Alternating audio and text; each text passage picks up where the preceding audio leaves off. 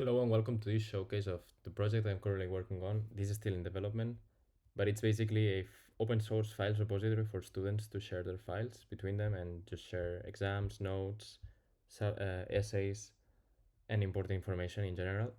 So if we take a look at the files, this is built in Java, and here you can see the main file. I'm not using any framework, so I'm just building my own controllers with servlets. I'm also using my own, I'm just using SQL and managing the connections through Hikaru. I think it's the name of the library. So here you can see that I'm just not using ORM, not using any kind of like Spring JPA or Hibernate. And the goal of this project basically was to understand all the magic and all the stuff that Spring Boot is doing for us in the background. So in here, I'm parsing the request when it comes from the client. Then I built like the body of the request.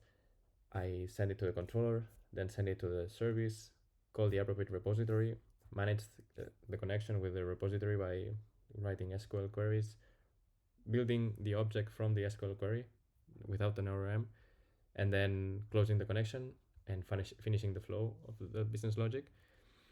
And yeah, it's an interesting project because again, I wanted to learn and understand what was going on behind the scenes in Spring Boot, and I think it really allowed me to see all of that. Then as for the front end, I'm using JTE, which is Java Templating Engine.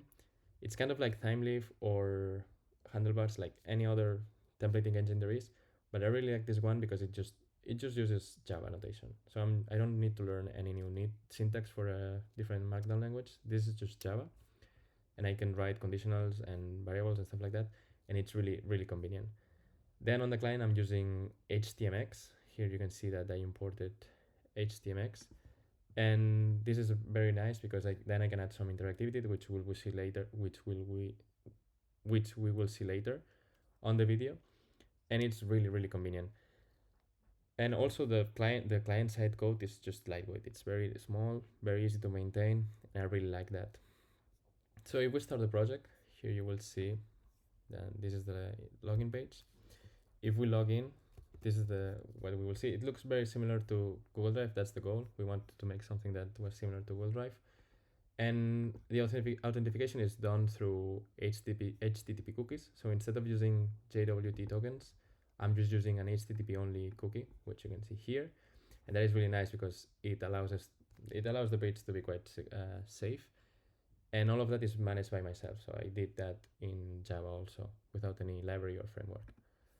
Then logging in, you can see here that we can navigate through the files and we have kind of like a breadcrumb. Yeah, it's breadcrumbs to navigate. And then if we click any file, that will load. Files are stored in, as you can see, right down here, they are stored in an S3 bucket. And so we can access those. And we can also add comments. So here is where the HTMX part comes in. This is all leveraged through HTMX.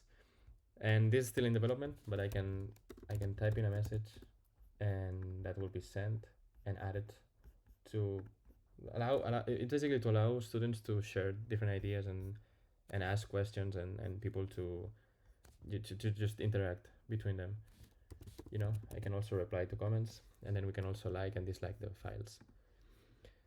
Also, a really nice thing is that when you log in, or register, like let's say I was about to register, you will be sent emails, and those emails are sent through Java. So here I have a service for the emails, and I'm also doing that here in the backend. So it's really nice. It's something I haven't done before that, and I really liked it. So it's very powerful. And yeah, that's about it. Hope you guys enjoy it. Thanks for watching.